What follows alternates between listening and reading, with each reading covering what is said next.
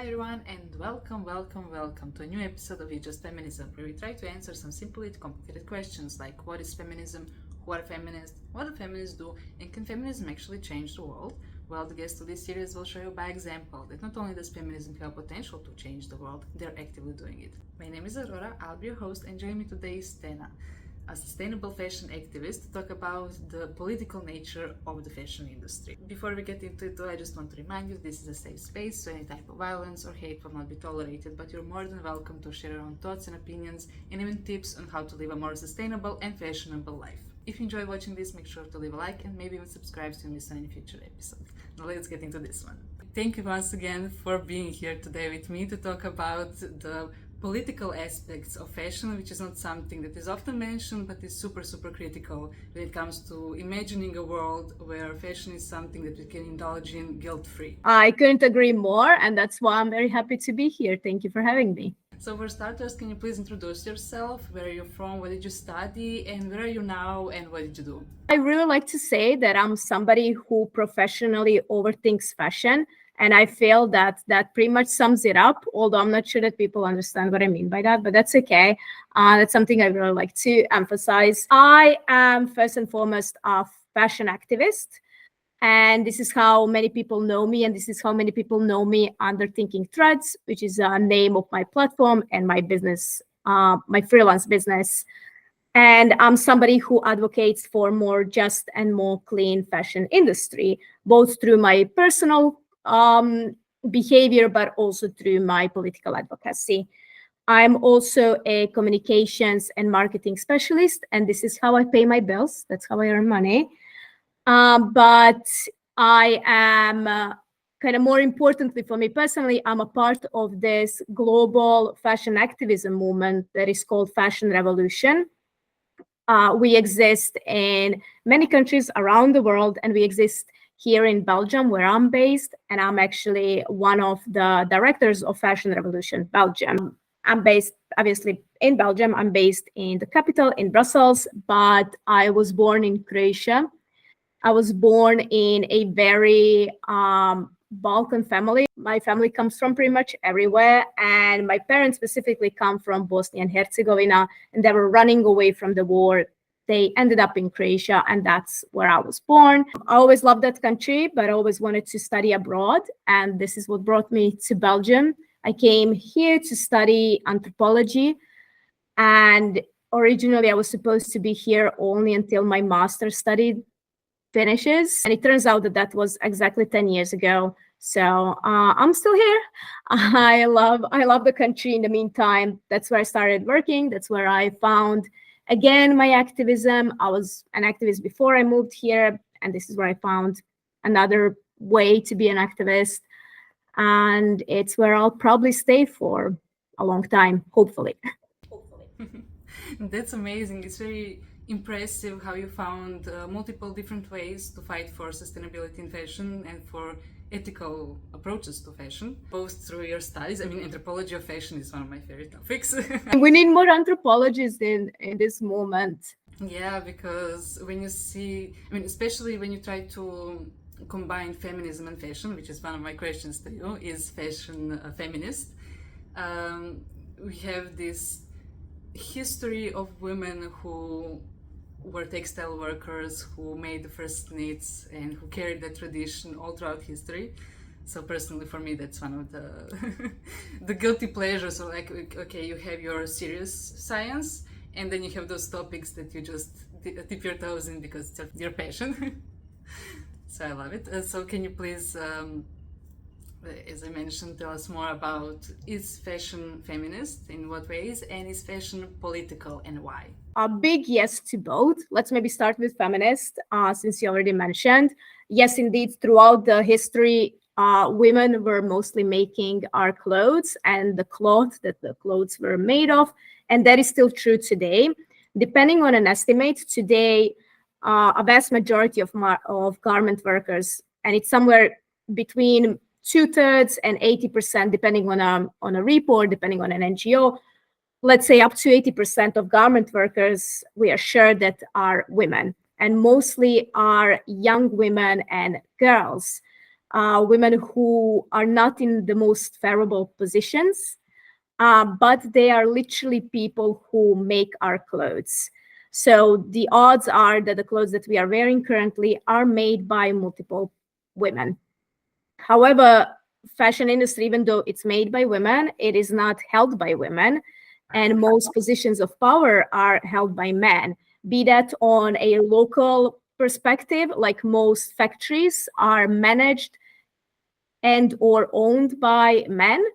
And then if we look at the industry, the biggest fashion brands, they are headed by men. The most of CEOs of biggest fashion brands are men. Most famous designers or head designers are also men, regardless whether the brand was founded by a woman or not. So it's very clear that we have still a huge discrepancy in fashion as an industry. And then finally, we can't ignore that it is an industry that is mostly targeting women. It is mostly playing on our insecurities. It is mostly trying to capitalize or even impose certain beauty standards, etc., etc. Not that men are not impacted, but we cannot, if we just look at purely numbers, it is mostly targeting women. So it's absolutely a feminist issue, and it's something we need to be aware of. And already that means that it is political, but even further than that, fashion is political because it is a direct result and a reflection of certain political and economic decisions, both past and current. I like to say often that if you got up this morning and got dressed, you have done already something political today, because every choice, every piece of clothing comes from certain political and economic context, be that current one or the past one. I would also say that the industry specifically is actively shaped by those decisions that I just mentioned, but also certain power dynamics and global exchange. It is not a coincidence that most of our clothes today are made in certain countries. And when the Western countries are done with clothes, done with using them, they end up in certain countries majorly. That is not a coincidence. This is also nothing new. I would say that we can look at the history of fashion as a history of countries, of nations, of conflicts, of trade, for both, for better and for worse. So it is all, it is all connected. That means, to come back to the sentence that I like to say, that means that every time we get dressed, we do make a political decision. We are a part of this system, but that's also a good thing. We can also change that system because we are a part of it. And it's also nothing new that people are using clothes in different ways to not only conform to the system or to the context, but also to challenge it. And be that by choosing to wear certain colors, shape, patterns, or be that today by choosing to not to wear fast fashion, or to wear secondhand, or to wear small designers, whatever it may be. People are also challenging this system, both on individual level, but then also, very importantly, and it's something that we need to do more, on political level as well. So those representatives that we choose in our government, they are shaping fashion industry, whether they like to admit it or not. They are. Their decisions are. So to me, it is all connected. Amazing. I love how you managed to pack it all very tightly. This will be enough for some people to at least stop and think about, oh wait, do I really need to order again from a certain fast fashion brand that pops up on my TikTok page every day, or not? Like, maybe there are some other ways that we can indulge in fashion, but find other creative ways to do so without contributing to, let's be honest, modern slavery. For starters, in Global South, very unsafe working conditions. We had that huge fire a few years ago in a factory that killed a lot of people, that finally made some people realize, oh wait, maybe this is not the way we should be behaving. For me personally, the turning moment was that documentary that came out in 2016, The True Cost. Yeah. When you realize that, oh yeah, because the reason why I'm paying just $5 for that shirt is because that woman or a girl, as you mentioned, who made that clothing garment just got a few cents, while the CEO is making literally hundreds of thousands of dollars a month being a CEO. It makes you think, what can you do to stop that? But we'll get back to that a bit later on that personal aspect of fashion. But now I want to talk more a bit about the structural issues that you mentioned. As you said, when we vote for the representatives in EU Parliament, for example, we are also voting for how the fashion industry is going to behave in that area. Why is it important that we take that approach, that structural approach to solving issues like unsustainability of fashion, and what can we do to push the representatives to actually represent our values in the parliament? Actually glad you mentioned the EU Parliament, for example, because one of my favorite subjects to talk about is EU fashion. Because, yes, it is true that most of clothes that we consume in the West comes from outside. Largest producing countries today are China, Bangladesh, India, etc.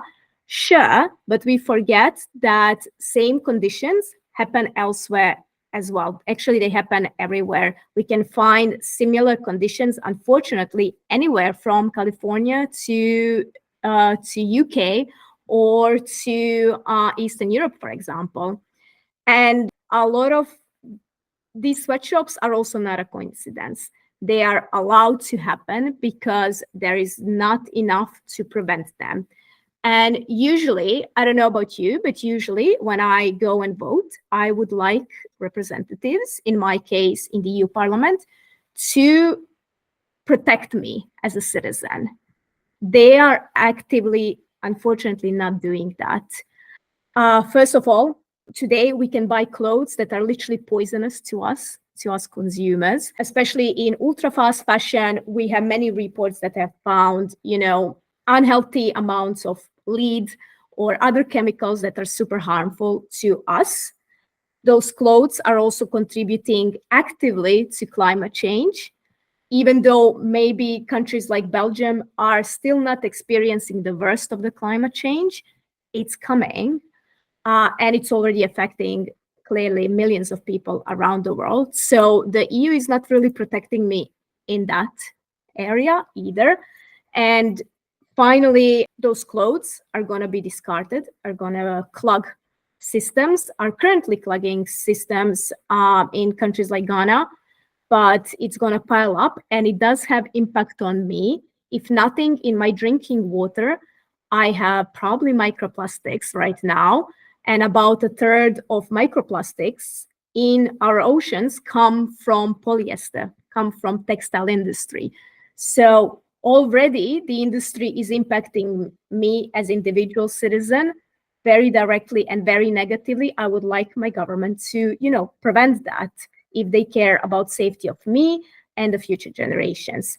But also we shouldn't forget that they are citizens of the EU who are working in the same conditions as citizens of other countries where we like to claim that the laws are less protective. We have, for example, Croatia, where I come from, majority of garment workers are earning legal minimum wage, which is barely covering their living costs.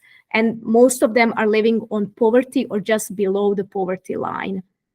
In Bulgaria, for example, another EU country, the average wage is covering maybe about 1/4 of the actual costs. And Romania, a third EU country that I shall name, is often called Europe's cheap sweatshop.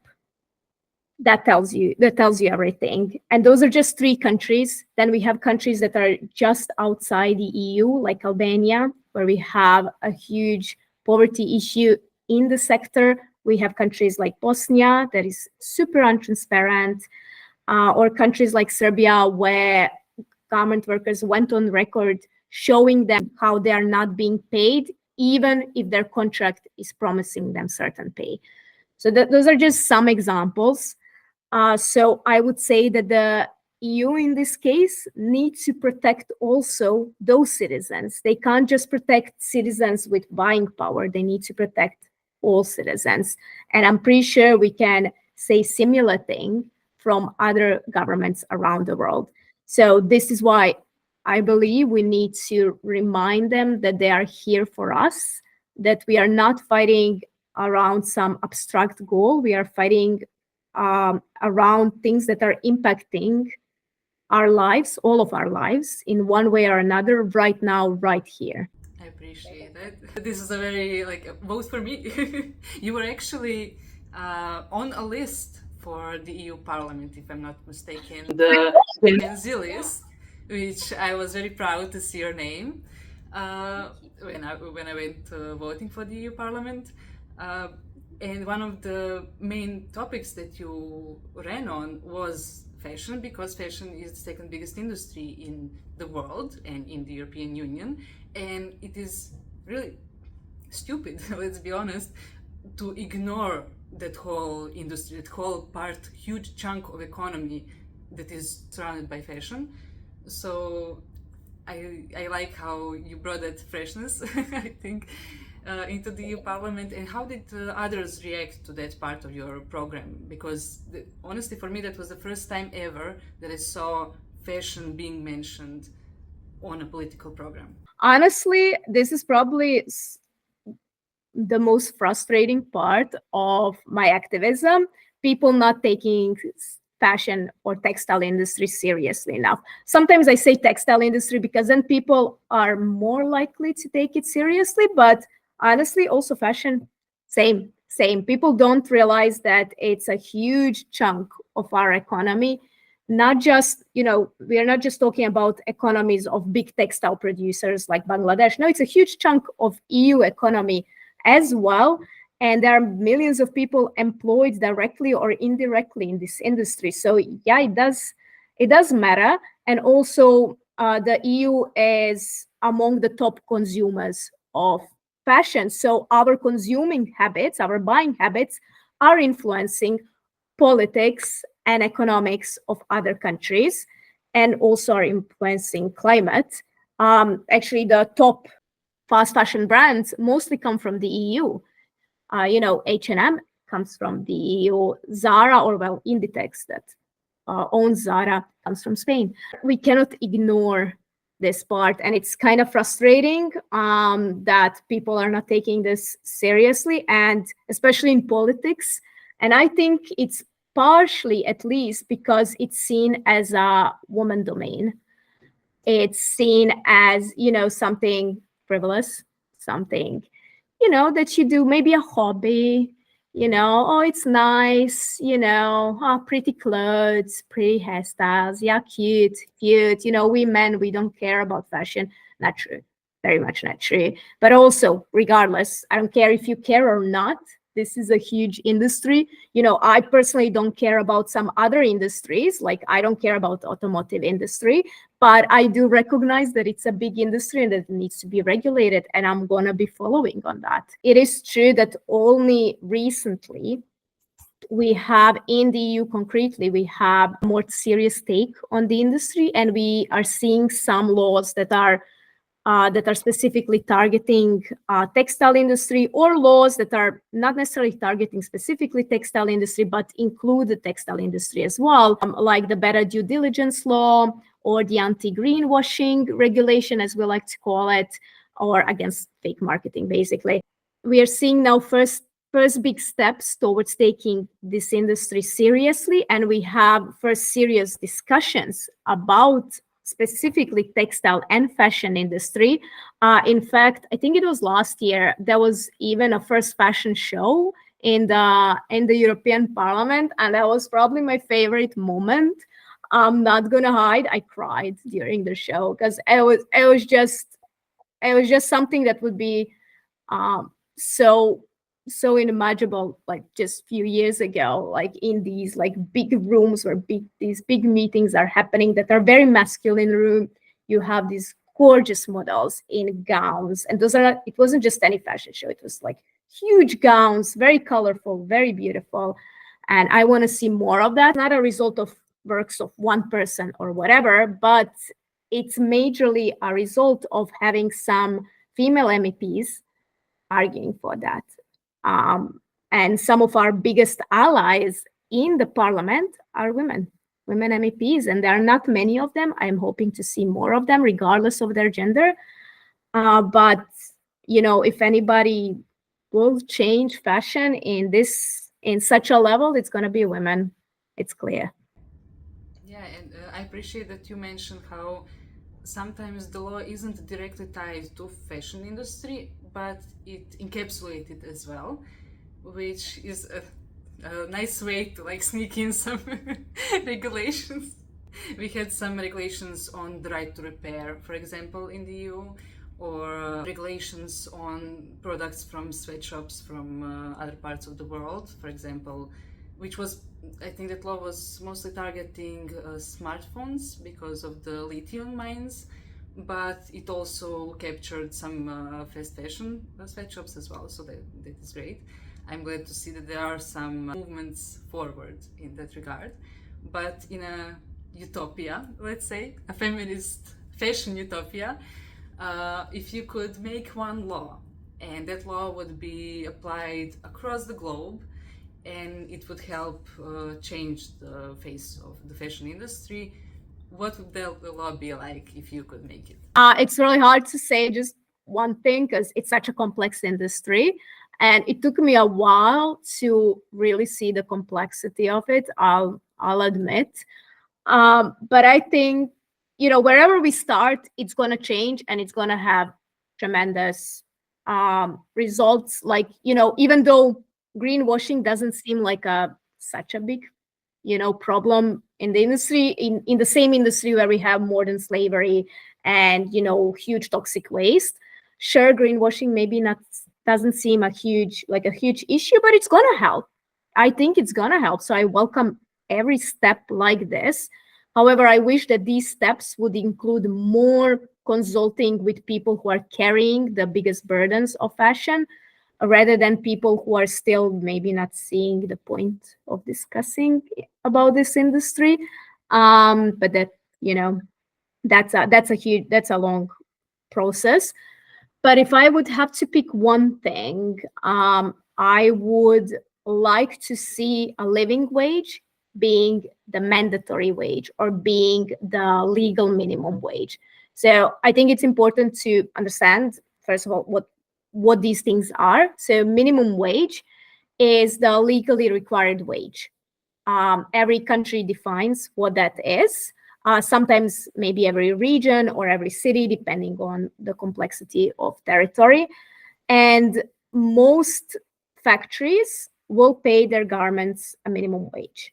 In most cases, this is not an issue. Yes, we still have forced labor. We still have child labor. We should not ignore those things. But when there are big inspections coming, big ethical inspections, most factories can claim that they comply with the law, because law is they have to pay a minimum wage, and this is what they mostly do. Unfortunately, it is very clear that minimum wage in almost all countries is not enough to afford you a decent living. By decent living, I just mean covering your basic necessities. I'm not talking about luxuries. I'm talking about necessities like food, your rent, or your mortgage, whatever it is, your education or education of your children, transport, medical bills, or basic health insurance, well, even time off, some basic time off, because time off should not be a luxury, it should be a right. And all of these necessities can be covered by living wage. Living wage is calculated by comparing the real cost, the real current cost in that country. So obviously living wage is not the same across the globe, but it should really be the minimum. Again, I'm not talking about any luxuries. I'm talking about basics for decent life. In the industry, especially in the activist movements, we also like to talk about thriving wage, and that is the wage that is allowing you to go beyond, just scrapping by. Because with living wage, you're making ends meet, but that's it, nothing beyond, which we think, no human should stop there. We are all much more than that. We deserve much more than that. But there'll be like even further utopia. I would like to start by defining living wage to be the new legal minimum. Yeah, and that would help all of us. It would help everybody. It wouldn't help just people working in the fashion industry, but people working in other industry that exploit people through the capitalist system. And I think that fashion is one of those examples where you don't have to like scrape too hard under the surface to see all the problems that capitalist system brings. People see that now. I hear more and more people just being sick and tired of fast fashion. To be honest, it's not benefiting anyone except for that like really top handful of people who are profiting, the senior directors and CEOs. But it's not benefiting like even us who are only, quote unquote, only consuming. Like we get cheap clothes that fall apart. I mean, I'm sorry, but I deserve better than that. You deserve better than that. We all deserve clothes that are going to stay with us, clothes that we will not be afraid to wash on a bit higher temperature, and it will shrink. Like we should not be afraid of that, or clothes that will fade away, or clothes that might poison us. It's bare minimum. Like clothes should be of good quality and should not endanger our health or life at the very minimum. So we deserve better, and many people are recognizing that, and they're sick and tired of fast fashion. It's why a lot of brands are now trying to hide the fact that they're fast fashion. That's why we have a lot of greenwashing. They will tell you how much organic cotton they use in their lines, and the fact that their offices run on renewable energy, and that they compensate the shipment of your clothes by planting a tree or whatever. They will do that because they are aware that fast fashion has a very bad reputation for good reasons. We don't even have to go so deep to understand that it's also a structural problem, exploitational system, etc., which we should. It's important to acknowledge, but just on ask your friends, ask your neighbors, like they all have horror stories where their clothes fell apart and they're just annoyed that they have to buy yet another pair. Yeah, and now with the rise of all of the fast fashion brands and over consuming and doing the $500 hauls every other week or so, we see the rise of fast fashion in thrift stores as well, which makes finding actual quality clothes that were left behind by previous generations even harder. And the whole, again, capitalism issue crawling in into sustainable fashion as well, with greenwashing, with buying and then reselling, making the prices go higher, which makes it less affordable to people who need affordable clothing, affordable quality clothing that they can wear to work, that they can wear in life. And I think that you actually perfectly illustrated why advocating for fashion is advocating for human rights. It's one and the same. It's just like the right for clean water, the right for anything, for education, for anything else, the right for quality clothing that will not poison you, and it will not mean that somebody had to commit slave work to produce that for you, while somebody else brought their second yet that year. Exactly. Fashion might be a nice also introduction to such issues, because I think clothes are something we can all relate to. We all wear them. It's one of those things that impact directly 100% of population. We all wear clothes. So, you can literally start from yourself, from things that you wear on your body. And then just by asking where it comes from, why was it sold under certain price? And let's also not forget that higher price tag doesn't mean more ethical. It can also come from same sources, but then just asking, okay, whatever the price is, who profited from that? Where did that money actually go to? Why? Does that person or does that company deserve my money? Why? What can be done? Just by asking where clothes that we wear already and own already come from, I think it can really help you understand much more, because it's very tangible. Yes, the industry is very opaque, the industry is very complex, but at the same time, we can literally feel it on ourselves. It's very tactile. Yeah, I loved it. I love that you threw designers under the bus too. When you were talking about the horrible factories in, for example, Eastern Europe, we also have such factories in Italy, or manufacturers in Italy, who are creating tanned leather, and who are exposed to horrible chemicals, where environment is getting ruined, where people are suffering long-term health issues. All of the people who live in the area, not just the people working in the fashion industry. And most of those tanning factories are related to high-end designer clothing, designer bags, designer shoes. And on the other hand, we have the same factories in, for example, Global South, who will produce something for H&M, for example, but they will also produce something in that same factory by the same people for some high-end brand, and they will just slap that extra 20% for the brand value price, and they will sell like that, even though it's literally the same thing sold on the other side. Yes, and the garment worker or whoever made that bag, for example, is going to likely earn the same regardless if they're producing for a luxury or high-end brand or a cheap fast fashion brand. And that's the issue. Unfortunately, fast fashion isn't just about the price tag that we see in a store. It's a business model. It's a model of production where we are rushing to produce more and more and faster by reducing the costs. And that can look, the extreme of that would be Shein and such ultra fast fashion companies. On other side of the spectrum, we have luxury fashion brands that are most of their, we usually know them by their couture collections.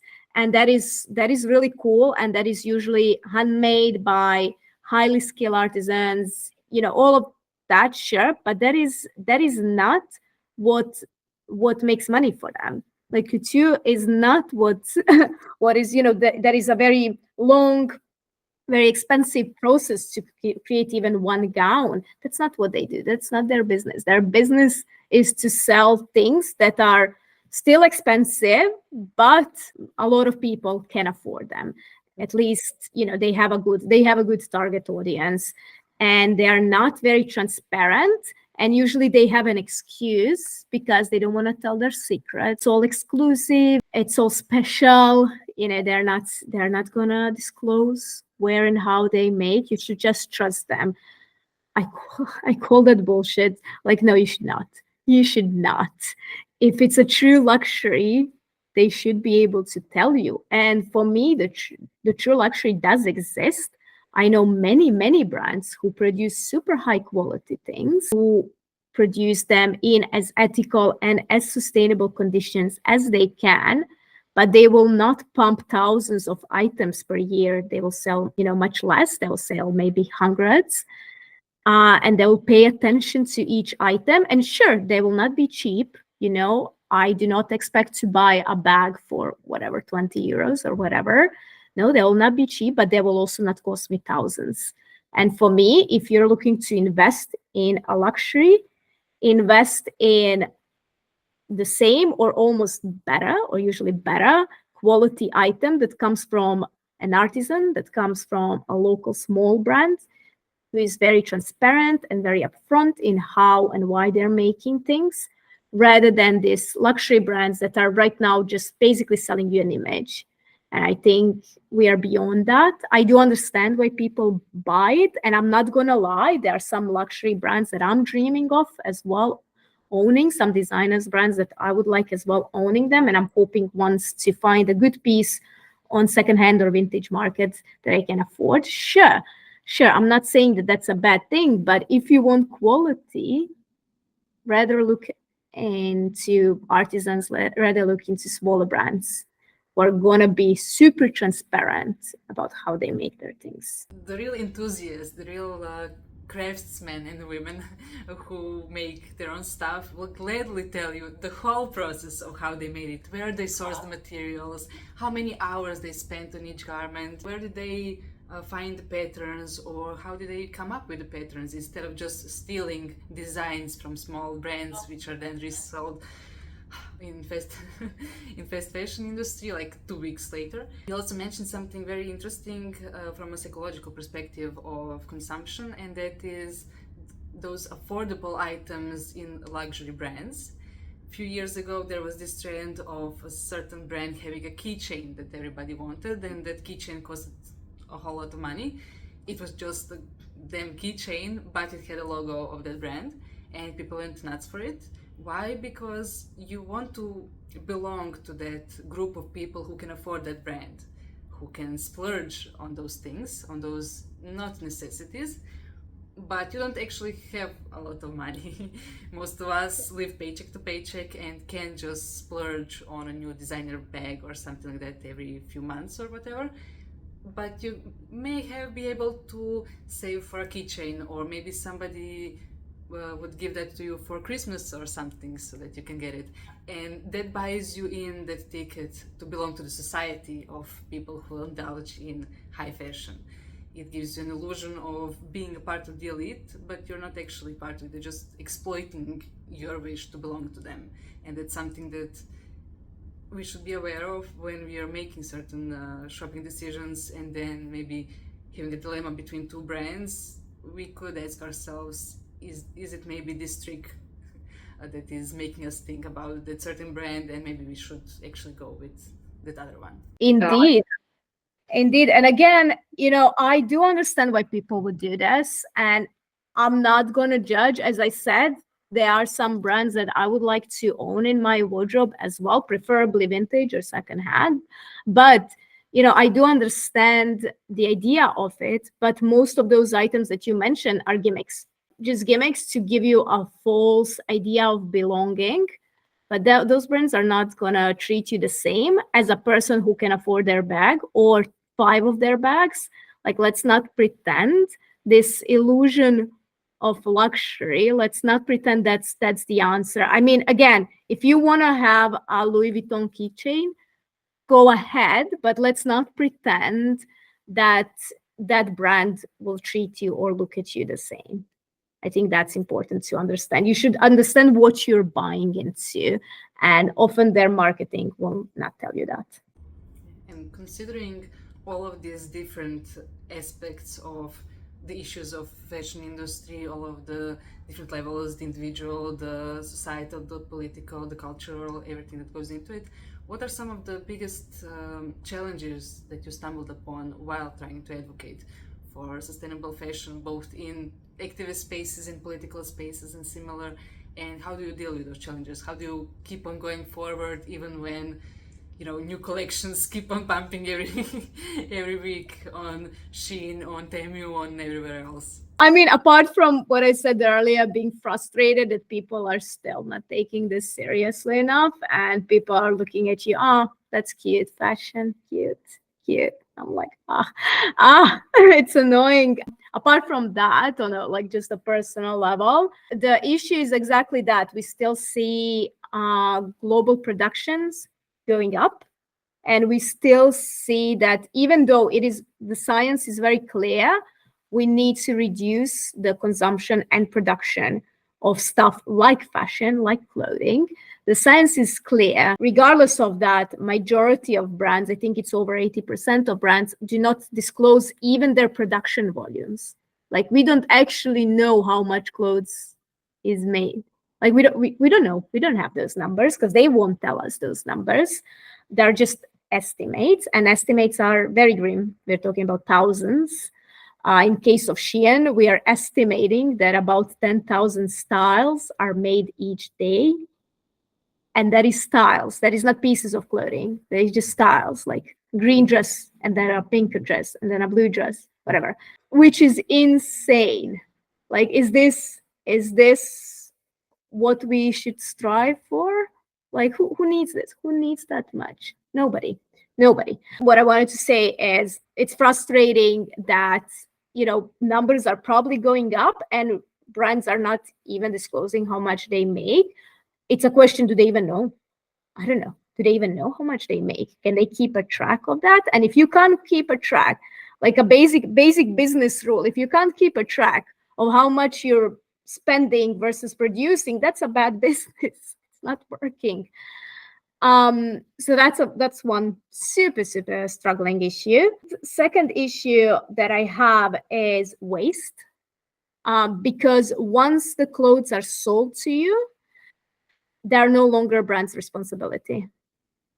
That's the current status. So whether you keep re-wearing them or you toss them in a garbage or you leave them on a beach, whatever, it's not brand's responsibility. It's very frustrating that the brands are not forced to take responsibility for their own items, just like they're not forced to take responsibility for how they make clothes. They can just pretend, that they didn't know, or, they will, and rightly so, say that they're treating their own employees well. And that is true, because most of people who make their clothes are not their own direct employees. And this is something that needs to change. And this is where we are talking about ideas like extended producer responsibility that come from other industries but can absolutely be applied to fashion, or the better due diligence. And that is exactly the idea that is forcing companies to take accountability and some responsibility for how their clothes are made, to how their clothes are disposed, where they end up, when they end up. Those are some of the, I'd say, biggest frustration. And then finally, also another pet peeve is that unfortunately on social media we see people being aware of this, but people still supporting those giant holes. It might be an extreme, but people just saying like, so what, kind of. Unfortunately, you had some creators who were like kind of making joke around it, and I know they're trying to be satirical, they're trying to be ironical, but for me it's not funny, because we're talking about actual human lives and actual consequences. That's a human that's punching down, so I don't find it funny. But I think it's a symptom of certain state that we are at, where we have the information. Lack of information is not an issue. We have the information, but we either cannot do anything about it, or we convince ourselves that we cannot do anything about it, or we are so overwhelmed that everything is the same, whether it's somebody's life or whatever, a minor issue. It's all on the same level, because it's all coming through the same channel of social media. And for me, it's really frustrating to see. I know it's a minority of people still. It's really frustrating. I totally agree. I've been creating content on sustainable fashion for a few years now, and there is that part of you that's like, wait, you're making yourself paralyzed, I believe, because you can't overconsume, so you can't make all of the holes, and the holes are the holes. What is the word? The fashion hauls are the most popular type of content in the fashion content world. People want to see what did you buy this week, and people want to see you being surprised that you got something because you forgot you ordered it a few days ago, because you ordered so many stuff that you literally forgot. I appreciate that you mentioned the issue of waste, because there is this out of sight, out of mind mentality. Because people will just wear something once, because you can't rewear something, that's a fashion crime. So they'll wear it once and they will dump it, they will Marie Kondo it out of their life, and it will end up in a landfill. In Global South, there are literally huge cities built on textile waste that is not going anywhere, that is made of plastics that are now breaking apart and coming into the water systems. And on the other hand, we have greenwashing issues with waste, because H&M, for example, launched their recycle program, and then to my knowledge, it turns out that they just dump it. They don't actually reuse it. They're just collecting it and then throwing it away. And actually, textile recycling is incredibly difficult, and technology-wise, we are not quite there yet. This is something that EU is trying to influence as well right now. So there are going to be steps, but like we don't have a proof. We don't know what happens with that clothes that H&M or whatever other big brand collects. On the other hand, we know that there are tons and tons of textiles arriving to certain countries and being dumped in landfills. So, you know, numbers don't match. Yeah, I agree. And to provide some hope, I guess, considering how depressing all of this is, and to turn to the more individual aspects of indulging in fashion that I mentioned before, what are some ways that either ourselves or in participation with our members of the fashion enthusiast community, what are some ways that we can indulge in fashion but make sure that we are not contributing to any of these issues that we mentioned before? What are ways that we can be creative and express ourselves without feeling bad because we just endorsed a sweatshop, or we just made something go to the landfill, or we just made some brand extra produce something because they realized that it's becoming trending and things like that? What can we do? Glad you asked this, because I absolutely think that even though I will always be, you know, political action, I also think that we need individual action as well. I don't see them as the opposites. I don't see them as, you know, I see them as overlapping. I see them as complementing. There needs to be both, not because when I change my habits, I'm going to change the world. I'm not. Like, let's be real, I'm not. But I'm going to influence the culture of the world just, you know, around me. And I'm going to contribute to the culture that I want to see. And culture being our daily habits, our beliefs, our, you know, when you least think, our, you know, the most mundane things, that is the culture that I'm talking about. And I'm going to contribute to that as an individual, and, you know, showing my way to other individuals who are also going to show me some other ways, and we're going to together build some different cultures. So absolutely, you know, individual action is important. And I'm absolutely guilty of this. I've been like this in the past. We've been focusing too much on guilt, on, you know, shaming people, both for buying fast fashion and for over consuming. And I think we should be, you know, we should be realistic, and we should acknowledge that in some countries we are over consuming fashion. Belgium is one of those countries for sure. On all statistics, we are among the top consumers of textiles per capita.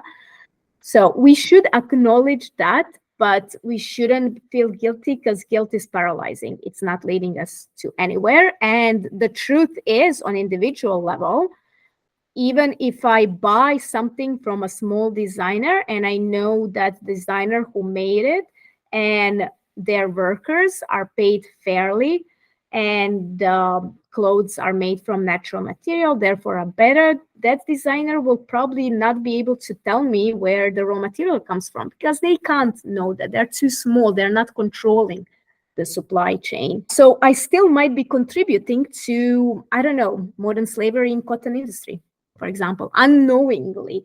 And, you know, if we put all the burden on ourselves, it's going to drive us insane. It drove me insane.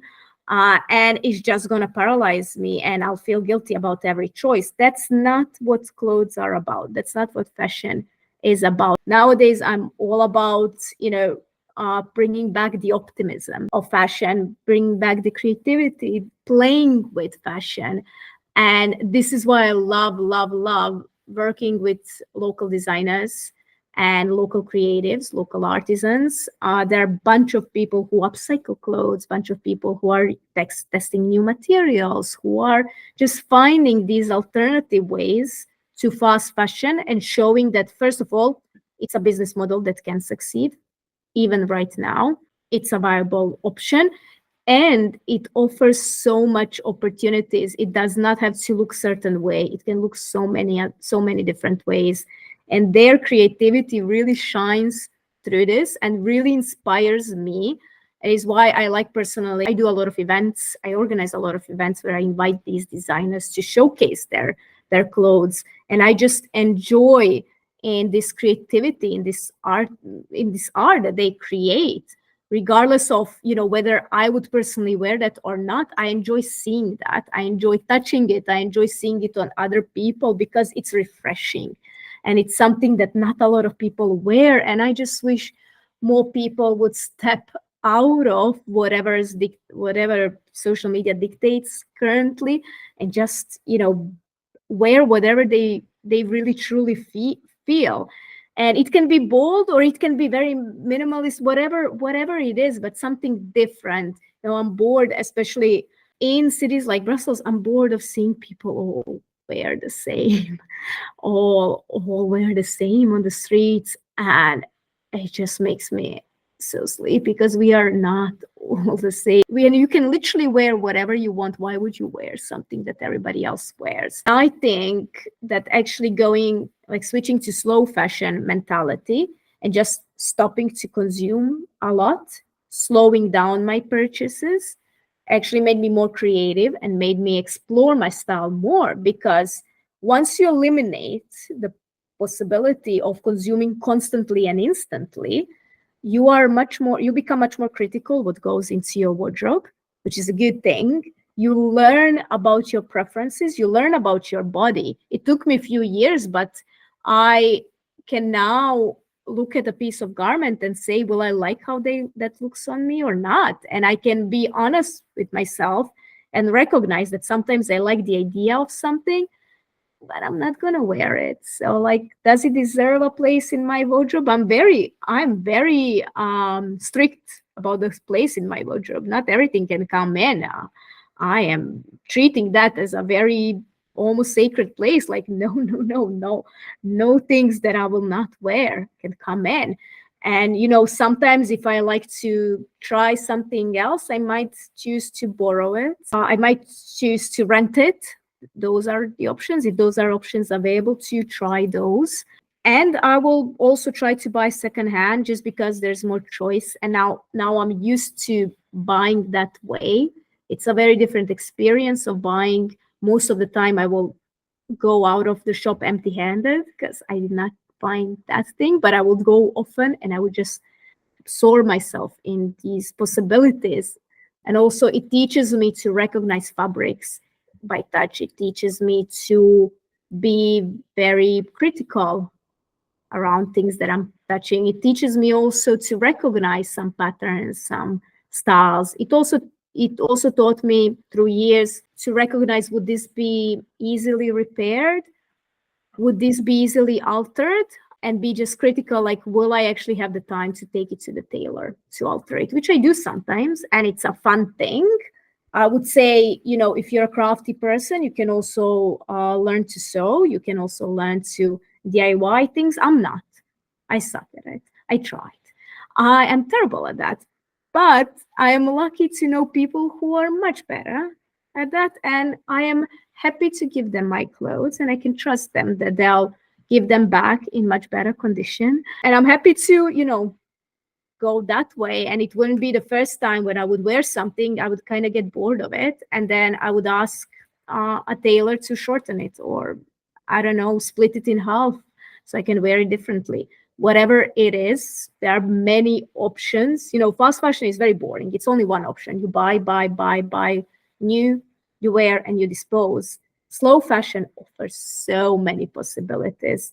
And so there's no one way. And I think this is what encourages creativity, at least. At least I see that in my own wardrobe. I love this. Thank you so much for these advices.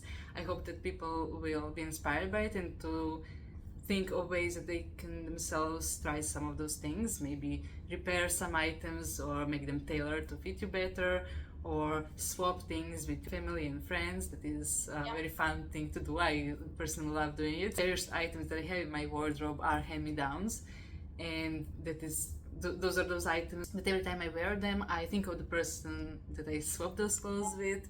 So that is also a very sentimental thing that you can't get from, oh yeah, when I went to Zara 2 years ago, it was such a romantic day.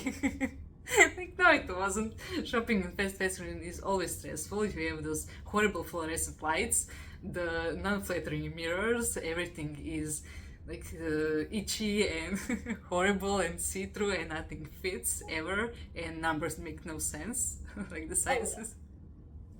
So yeah, all the other alternatives are much more fun. Going hunting in a thrift store as well can also be fun. But I would like to say from my own personal experience, it is a path. It's not something, oh yeah, I'm gonna wake up one day and I'm gonna act sustainably in fashion and I'm gonna find my own style and I'm gonna stick to it, I'm gonna cure my addiction for shopping. Everything will happen like this. It won't. It took me a long time, from like 10 years ago when I first discovered fast fashion and fast fashion outlets specifically, which was like heroin for me, because you get all of those stuff for the price of one jeans in the regular shop. Then you realize that clothes for outlets are made specifically for outlets. So that was a phase. And then I discovered thrifting, and I just continued the same overconsumption practices because, again, it was very affordable, it was very fun. You could hunt for items, and every other day there would be a new collection in the thrift store, new items that you could go through. I would literally haul like huge bags of clothing. And yes, I have still, after many years, most of those clothing is in my wardrobe. I wear them regularly, but because they're quality pieces, they didn't fall apart. But it was still a form of overconsumption. So it took me a hot second to realize that that too is a problem, that I should slow down, as you said, and think about the things that I actually want to wear, that I feel the best in, that are the most quality pieces and things like that. And then 4 years ago, literally, in summer of 2020, I started doing retail detox. I literally said, no, I'm not gonna buy anything indefinitely. Like, there was no end point. I just said, I can't anymore. I just can't. And I stopped literally for like 2.5 years. I didn't buy literally a single pair of socks, nothing. It just, I didn't need stuff. And in those 2.5 years, I realized that I'm still finding new combinations in my wardrobe. There are still items that go unworn, that there are other ways of like swapping with friends, or just styling differently, or having any other type of fun with your wardrobe can be so refreshing. With time, it became easier to not think about fast fashion, to not think about of missing out, because you see people on social media wearing some new trend every other month, and you think, oh well, this is another trend I'm missing. And then you realize, wait, I can actually recreate it with clothes in my wardrobe, because everything is cyclical, so you can do that. And now I'm slowly coming back, like, okay, I realize I need some clothes. For example, when I moved to Canada, I needed a coat and some boots, because you can prepare. Croatian winter is not the same as Canadian winter, so I needed some clothes. And for example, last year I got married literally wearing this shirt that I bought from a sustainable fashion brand in Croatia, who produces clothing in collaboration with a social enterprise that employs disabled people. So it was like a way to find a piece of clothing that I will cherish forever, that I will rewear, because even fancy items deserve to be reworn. And that I will not be contributing a lot to fast fashion, because weddings and other types of big social gatherings are huge excuses actually for overconsumption. Wear your nice stuff. Wear them. Wear them as much as you can. I love this. Like, what are you keeping the clothes for? Like, what is that then occasion? Like why would you let something collect the dust in your wardrobe, risk it not fitting you anymore, because our bodies can change throughout time? That is perfectly normal. Yeah, so why not just indulge in the moment? Nothing bad will happen. There's always a way to elevate the same piece, just style it differently. Oh, I love this. I love this. In fact, the dress that I'm wearing right now, I've been wearing it to weddings. I've been wearing it to like fancy like fashion gatherings, and I'm wearing it on my forest walks. Like I'm wearing it now because I love it, and I wear it throughout the year, and I style it differently. If I want it elevated, I'll wear it probably with fancy shoes, and if I don't, I'll wear it with like, you know, sandals that are good to go. I'm like, I'll wear it. Same with jewelry, same with like that. It's a matter of combination. And like, so what if you rewear it? Like most people, I know that there's this, and you know, I also come from a culture where there is a little bit taboo, like rewearing stuff for good occasions, and I understand where it comes from. I do understand that, but like, you know, our circumstances have changed, and like I can guarantee nobody's gonna remember. Nobody's gonna remember what you wore. We are all focused on what we are wearing currently. Like nobody's gonna even look at you.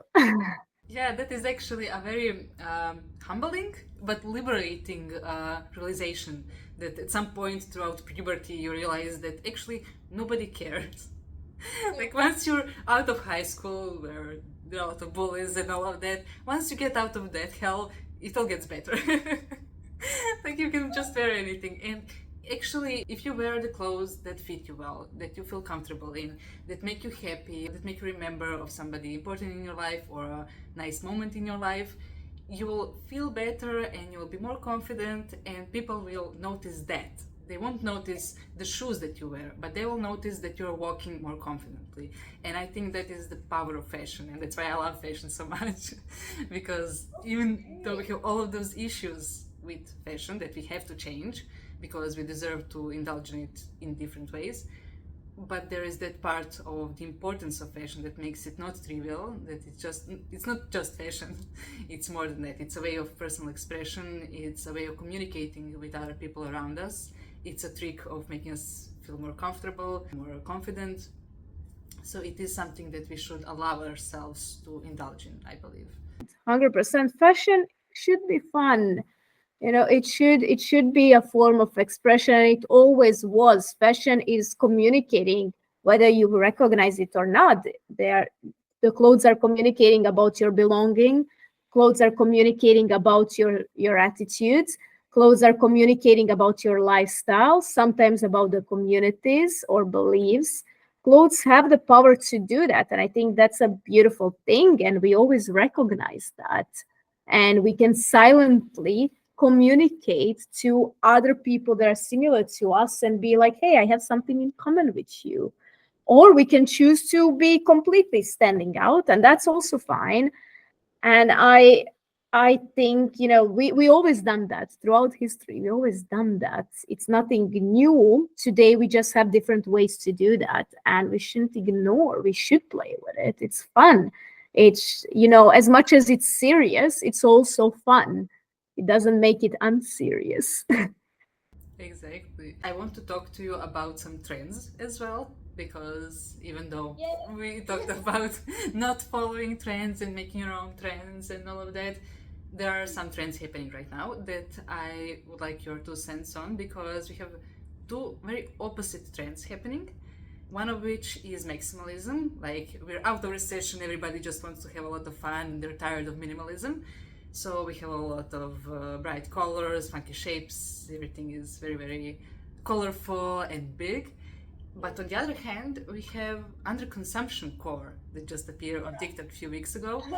And it's a very refreshing thing to see. Like people are sharing, oh, look, I had this, I don't know, pot for making my tea for 10 years, or I have these shoes for the last 5 years and things like that, which is amazing. Or I just have these 3 things in my makeup bag instead of all of the things that you see the makeup influencers having. So that's nice. But on the other hand, we have that maximalism.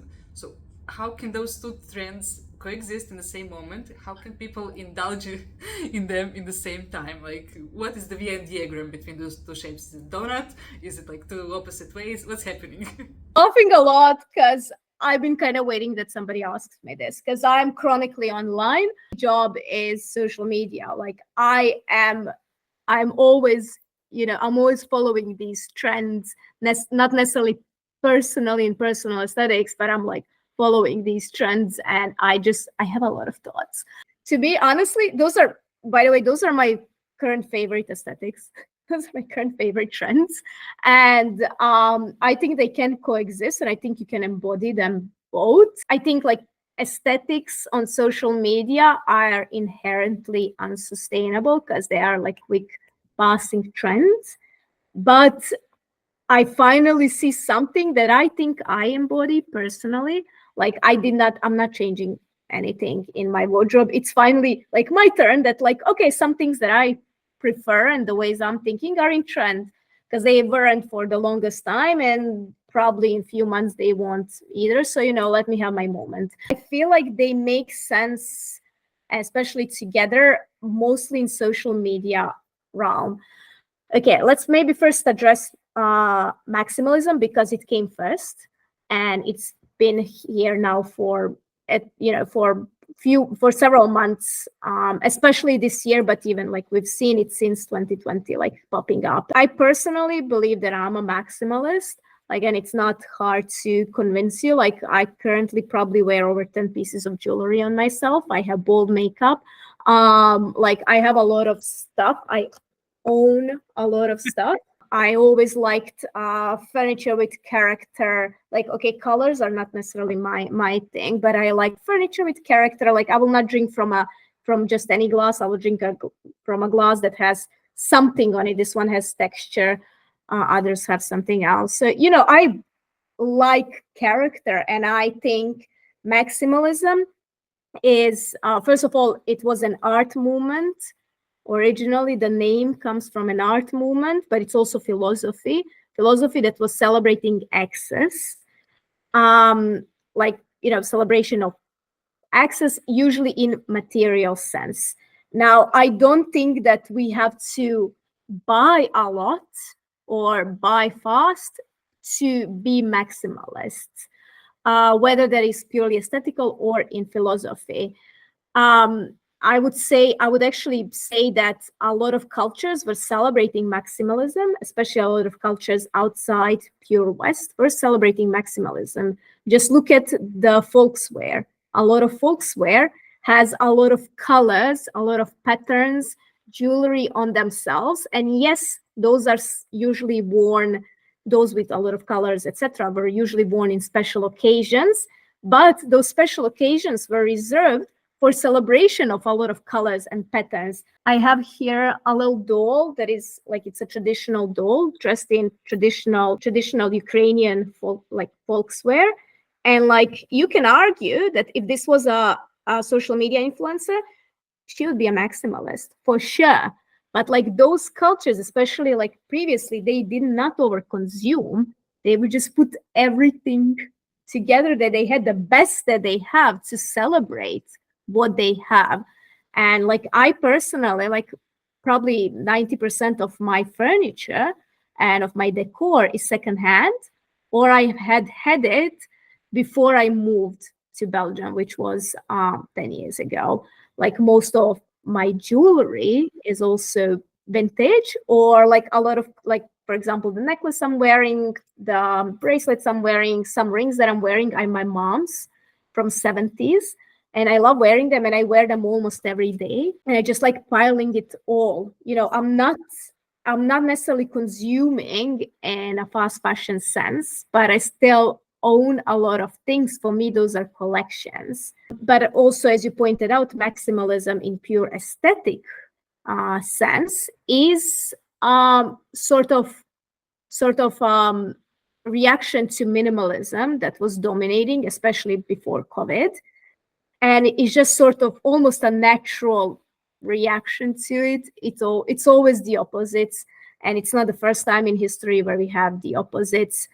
If you just look at arts movement, like throughout history, we had, Baroque was a response to classicism, and we had moments like this in history. We're just seeing it in social media. I'm personally happy. I hated minimalism.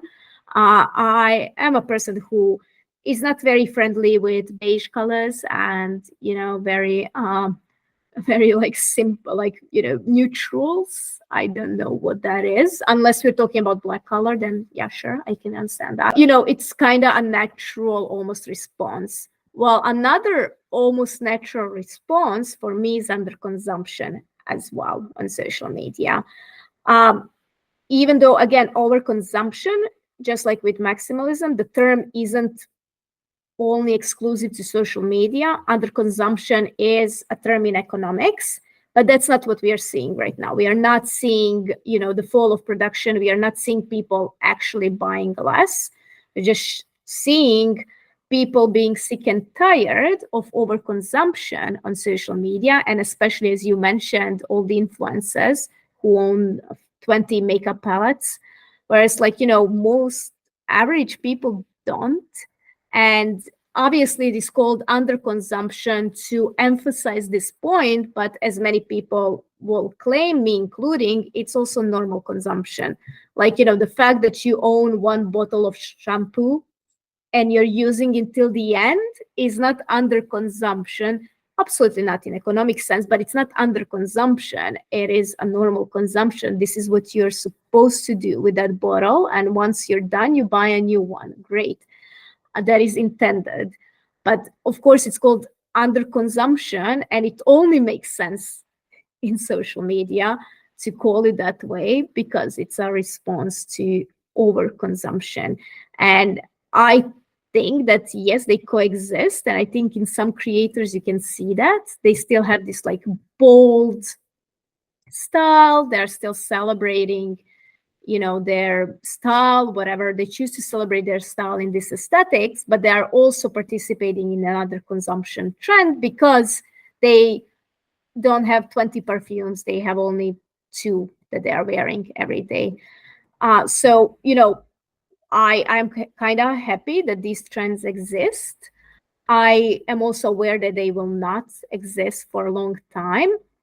An optimist in me is hoping that the fact that underconsumption core is being normalized right now in social media is a symptom of a wider also kind of attitude. I'm not going to call it a change, but maybe a symptom of a wider attitude that we've really had enough with all the influencer culture, celebrity culture, pushing the brands. And maybe this will be a sign to brands that they need to rethink and they can't just push the products down our throats anymore. Maybe this is a sign that there is a certain change happening on a grand scheme of.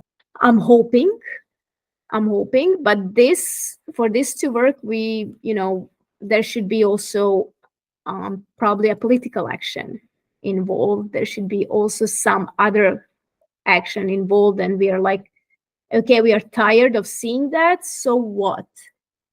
Maybe we should do something about it. I'm just hoping that this is maybe a sign of that. I'm always an optimist because I've seen a big change. None of this is new, but I am aware that it's a social media thing for now. Yeah, I agree, and I appreciate your take on it. When you think about the social aspects of it in terms of class, could it be that underconsumption and even maximalism are just aesthetics that used to be invisible because they were attributed to middle class and lower class communities, families, households? Because I've seen this meme pop out in the last few weeks of like, oh, here is my middle class kitchen, and it's not that kitchen you see in influencer videos.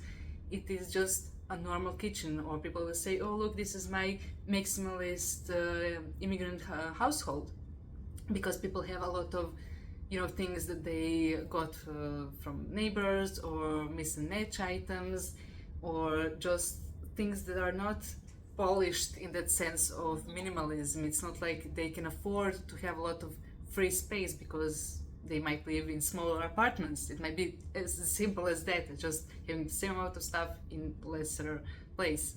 So what do you think about that? Yeah, minimalism became, even though minimalism partially was associated with sustainability, it also very easily became a luxury thing. The true minimalism, quote unquote, was only seen in celebrity houses where they had everything fitting and everything in straight lines and whatever. Like, that was not a reality for most people. And on the other hand, yes, we have cramped spaces, and we have lots of things going on, and mismatched stuff, and very colorful kitchens and whatnot. So yes, partially it is that I think it might be attributed to, again, us being sick and tired of influencer culture, of fake social media. We crave reality. It's what most of us have grown up with. It's only the elite that maybe haven't, but it's not for many of us, it wasn't an aesthetic choice, as you pointed out. It was just the reality. And now we want to show that. We want to be real, more real on social media. We are tired of it. And, I wonder also, what would this mean for social media when we're starting to be tired of just aesthetics and just the image, when we maybe crave more social in that social media and less media in the social media. I just wonder, how will this impact the evolution of those channels? But, on the other hand, a lot of people pointed out, and we should be and I don't know the answer to this, by the way, but we should be a lot of people pointed out that maybe we are romanticizing poverty. And like, I've seen hashtags under some of these videos, like, poverty core or poverty aesthetics. And this is where we really need to draw the line. There's nothing romantic in poverty. It's a systemic issue. And many people have grown up with these realities, and these realities are leaving scars for the rest of your life. These realities are impacting every aspect of your future and your present. And so it's nothing to aestheticize, it's nothing to adopt, because it's currently trendy, because it's currently the aesthetic that we find attractive. And then in a few years, we'll be all cringing and be like, what the hell were we doing? I think that there's a fine line between being realistic on social media, and I'm all for it, absolutely, but also be careful not to romanticize something. And that is regardless of your own social class. Regardless of that, we should not romanticize inequality in our societies, and nobody can claim that they have the right to do that, or whatever. And let's be real, like, most people who are doing that do come from a privileged position, and you can tell by looking at their other videos. So I think we should just be careful navigating that. But again, I am curious to see if this is a signal of something bigger, and if this will influence how we consume and create on social media in a few years. Let's find out. Yeah, that will be interesting to find out. And I hope that at least in the meantime, people will feel less bad for having cluttered homes, or for having mismatched furniture, or for wearing hand-me-downs. Like, it's okay. Your worth as a person is not determined by the value of the items that you own, or how trending they are in the moment, because most likely not, in a few weeks or months or years, it will change, and then you will have to catch up and do the same dance all over again. So don't bother with it. Maybe just let it go. Read, honestly, these trends are just so exhausting. so exhausting. And sooner or later, I feel like most people learn that sooner or later, unless they're profiting directly from those trends. I feel like most people do realize that. And they just make you very distant from things you own and clothes you wear. I don't always put a lot of value on just material things, but they are important, especially clothes. Like, as I mentioned earlier, the clothes are literally the closest things to your body. Like, be careful what you put on your body. Be careful what they present, what you want them to present, what you're communicating. And unfortunately, trends and this like ultra fast fashion and like constantly changing of aesthetics is just making us distant, because it's not usual, and I think it's very harmful if for 2 months we like, I don't know, oversized coats, and then 2 months later we like only tank tops and whatever. I'm making up things here. It's not healthy. It doesn't let you discover who you are. It doesn't let you explore. It just makes you spend a lot of money, be frustrated, and always kind of feel under pressure. Honestly, it sounds very stressful. Like running behind trends, it sounds super stressful, because like you literally wake up one day and realize, oh, half of my wardrobe is going to be cringy now, and I better rush and change it. I mean, how expensive, how stressful, how unsustainable, not just in an ecological sense. And like you can choose to opt out of it. You really can. I agree. I mean, I literally decided to ignore the low rise jeans trend. It just I refuse to acknowledge it. I survived through the last season of that trend, like almost 20 years ago now, and I gladly accepted the high rise jeans, and I'm not going back. I'm not. I do not want to go through that torture anymore. And one of the reasons is because I feel horrible wearing those types of pants, because I don't believe they suit me. And that is actually one of the things that we have to be aware of, that most of the trends that are catered to us are not actually made for us. They are made for the models, they are made for the influencers, they are made to be shown on social media or in magazines, with a lot of behind the scenes work to make it look like it fits perfectly.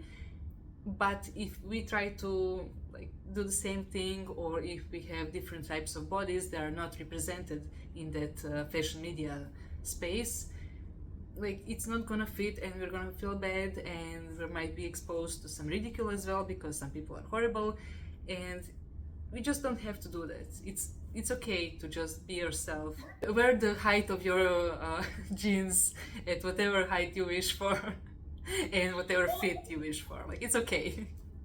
Oh, amen. And not that many people are gonna judge you. Oh, I agree. Like there's some things that came back into fashion that I personally appreciate, and I am embracing them because I've always done. Like for example, silver is now much more trendy than gold, and I've always been a silver person. So like great, I'm gonna even more showcase that. But then I don't know, mini bags are like in trend, and I'm a person who'll never carry a small bag. If I leave a house for longer than 20 minutes, I need to carry a water bottle. That's my first issue. If my water bottle doesn't fit in my bag, that's not a bag for me. And that's okay. No, I don't think anybody will see my giant bag or like a backpack and be like, oh, ew, she's not on trend. Like who carries those bags?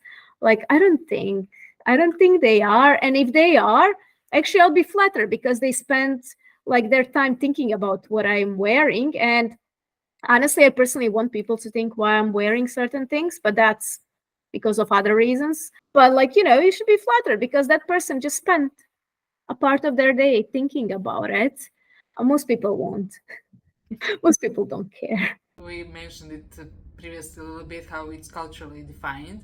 So I can imagine that it's similar in Croatia and in Belgium as it was in Croatia and Canada, because in Croatia there is this culture of, putting yourself together and going out for a coffee with your friends. Yeah. You sit outside in the cafe patio and you observe the people around you, and you judge them and they judge you back, and it's a whole thing, like again, like a high school play. Is it in Belgium like it is in Canada, that most people don't care, they won't see it, or if they do see it and they do comment, they will give you a compliment. Like they won't go out of their way to make you feel bad, but they might go out of their way to say something nice to you. Did you notice that? Absolutely. Less people care here.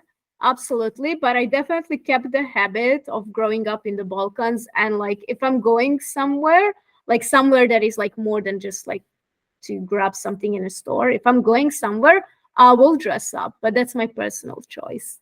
I will dress up, and I want people to see what I'm wearing. Like I definitely kept that. I always like to, make myself up. But I appreciate that if I choose not to, I will feel less pressure. And there are many parts of, like, I'm not against dressing up, obviously, but I think it should be a choice and not a social pressure. So, I as much as I'm the one who likes to also sit on a coffee and just observe, I always say it's because I'm an anthropologist, but I think I would do that regardless. I like to observe, I like to notice, but that should come without judgment, and we should acknowledge if if there's toxicity around it. And I would argue, I mean, I don't know, in my experience, even in countries like Croatia, people will notice what you're wearing, they will have opinions, but if they don't like it, it's rarely going to be because it's not in trend. It's going to be because they personally don't like it and they don't think it fits you, even though nobody asks them, but never mind. I don't think that people are going to judge you because you wear untrendy things. They're going to judge you because they don't like it. And that's okay. I've been complimented in Croatia, especially, when I was wearing things that are not on trend, but I was wearing them and they looked good on me and people recognize that. And that's what I want. I want people to recognize when I feel good. So, it's okay to observe, it's okay to acknowledge, but judging, we should give up on that. I totally agree. We're nearing the end of the episode. I have just two more questions for you. The first one is our segment Feminist Recommends. So, is there something that you're currently watching, listening, reading, or doing that you believe that brings you joy, that makes you happy, that makes you feel creative and fulfilled, and that you want to recommend to the people watching this? Okay. I started like a few months ago, I started a little creative hobby, and it's nothing to do with fashion, but it can be. I totally recommend this because this relaxes me more than anything, and it helped me let go of judgments I have towards myself. And I think that will help me let go if I have any judgments of others. And what I started to do is I started to do little collages. And I started doing that because I'm walking around my neighborhood and I see a lot of people kind of putting out and kind of donating a bunch of books, like old books. And some of those books are worth it. If I think they have value, I will not touch it. I will let other people use it. And I sometimes take books and read, and like I borrow. But let's be honest, most of those books are useless. Like, they're not going to be read again. They're not. That's why people are putting them out because they don't need them. And, trash is sometimes trash and it's not going to be needed. So I decided to take some of these books and start doing collages. And then I find other like catalogs or books that are like discarded, or I buy them secondhand. And I cut out of them and I just paste different things. I'm trying not to buy anything new when I'm doing that. And it's also a good exercise. Apart from like glue, I do need to buy new glue. But apart from that, I'm trying to source everything secondhand, including like watercolors or pencils or whatever. I'm trying to source that. And I realize also I have a bunch of that lying around. So, find a hobby that is purely creative. This is like nobody's going to see that except for my friends when I make them a card, like a birthday cards are my favorite out of these collages. Nobody's going to see that. You're not necessarily consuming or like adding to consumption. And it's something purely creative. And if it doesn't work out, you just throw it away. You could go on another one. I really recommend finding a hobby like this and that is like easy, accessible. It taught me a lot. I am a big podcast person. And I listen to probably like 5 podcasts at the same time. Podcasts that I've been listening for a very long time and that I recommend absolutely to anyone who's interested in fashion and specifically history of fashion and how it reflects on present. It's called Dressed, the History of Fashion. It's a very long-running podcast. They have now like 500 episodes. And I think I've listened to all of them. And it's so good because, first of all, you learn a bunch of things about history of fashion, but you also can hear hidden perspectives in that history of fashion, and I really, really appreciate that. If you want to learn a bit more about the industry of fashion, and especially like contemporary, more like contemporary industry, a podcast that I really love and also am a big fan of is Clothes Horse podcast. And I'm a person who didn't know that much about the actual reality of the industry, as in like from the perspective of creators or from the perspective of small business owners. I've learned so much. And it's so informative. Every episode is like a mini course into the industry and reality of the industry. It's absolutely fantastic. I also have, there are some books that I keep coming back to over and over again. It's not that I read them recently. I read them at least a year ago, but I keep coming back to them, and I actually have them here. Number one is absolutely book by Aja Barber called Consumed. Absolutely recommending, as the subtitle of the book says, then it's about the need for collective change. It's on colonialism, climate change, and consumerism through lenses of fashion, and Aja's own experience in the industry and then later as an activist. And I keep coming back to this book, and I have marked pages. It's absolutely enjoyable. First of all, it's an enjoyable read and super informative, and a book that I like to indulge myself occasionally over and over again. And it's purely like, it's very geeky, it's very nichey. It's called Dress, by Sahadira Bari, excuse me, and it's about philosophy of clothes. It's a purely geeky thing. Absolutely highly recommend. I think those are like things that I can think of from the top of my mind. Oh yeah, and another thing that I have just finished, as in like this morning, I finished reading Fashion Revolution's newest report, and it is about decarbonizing fashion industry.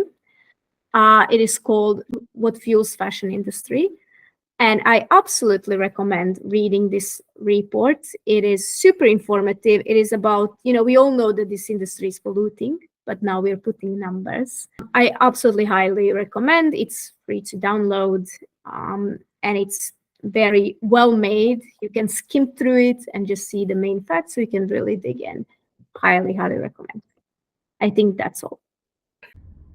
I love these recommendations. Thank you so much. I must admit, they sound very interesting, and I will check them myself. I love that the language of decolonializing theories and intersectionalism is finding its way into the fashion lingo as well, because that is the only way we can actually tackle these issues. We have to realize the extent of the problem, really, of all of the lives that it touches, of all of the sneaky little ways that, pushing us to consume or pushing us to contribute to waste is making us commit some, actually morally bad decisions, even though we might not want to do them, but we're just forced to do so, in some cases out of not having enough information or just not having enough opportunities because of the financial situation or any other similar thing. I love that there is content out there for people who would like to learn more about these things, that you just show them to us and that they will take it. That people will see this episode and realize that there are ways that they too can change both their ways of thinking and ways of behaving when it comes to fashion, to contribute to creating a more fashionable way of living and more sustainable way of living. We can be both. And that brings us to almost the end of this episode. This is the space for you to share a message directly to the audience, to give a call for action or repeat some important points that you said throughout this episode and things like that. So please do so. I would say that everyone can do something to change the fashion system, whether that is to reduce their consumption, choose to buy better, or most importantly, join an action. And I would really encourage you to join the action, whatever is available to you. Be that through voting It's absolutely important. It's important for all the issues that you care about. And yes, that includes fashion. Or be that through finding a branch of Fashion Revolution that is local to you. Chances are there is one. We exist in so many countries.